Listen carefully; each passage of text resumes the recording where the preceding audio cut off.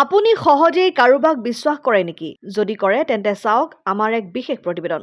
মানুহক বিশ্বাস কৰাৰ আগত আপুনি 100 বাৰ ভাবক। ৰঙিয়াত এগৰাকী ব্যক্তিৰ সৈতে সংঘটিত হৈছে তেনে এক ঘটনা। অতি কৌশলেৰে বাইক লৈ উধাও চোৰ। এমাহ আগৰে পৰাই লক্ষ্য কৰি আছিল ৰঙিয়াৰ আনোৱাৰ হুছেইন নামৰ ব্যক্তিগৰাকীক ধৃত চোৰটোৱে আনোৱাৰ হুছেইনৰ পৰা 21 জানুৱাৰী তাৰিখে AS01BL8386 নম্বৰৰ গ্লেমাৰ বাইকখন অতি কৌশলেৰে লৈ উধাও হয়। চিচিটিভিত বন্দী হৈছে সমগ্ৰ ঘটনা সন্দৰ্ভত আনোৱাৰ হুছেইনে ৰঙিয়া থানাত ইতিমধ্যে দাখিল কৰিছে এখন এজাহাৰ।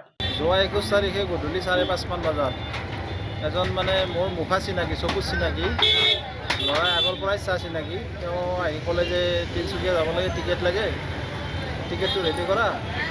মই পটককৈ ষ্টেচনৰ পৰা আহি আছোঁ, চাবিটো দিয়াচোন বাইকখনত। মই বাইক চাবি সহ হেলমেট সহ তেওঁক দি দিলোঁ। 7:30 মান বজালৈ ৰখি নাপাই কিনে মই ৰঙিয়া থানাত এজাহাৰ দিলোঁ, কিন্তু আজিলৈকে গাড়ীখনৰ কোনো খবৰ পোৱা নাই। সেইটোৱে আৰু। কি বাইক আছিল? Glamour bike. মানুহজন মই আইডিয়া কৰা মতে নলবাৰী ডিষ্ট্ৰিক্টৰ তেওঁ যোৱাত লৈ আহিছিল। আচলতে পিছত মই গম পাওঁ যে তেওঁ আচলতে এনেকুৱা চিটিঙে আপুনি টিকেটটো ৰেডি কৰক, মই আহি আছোঁ, আৰু পইচা অলপ শ্বৰ্ট আছে, পইচাও লৈ আহোঁ।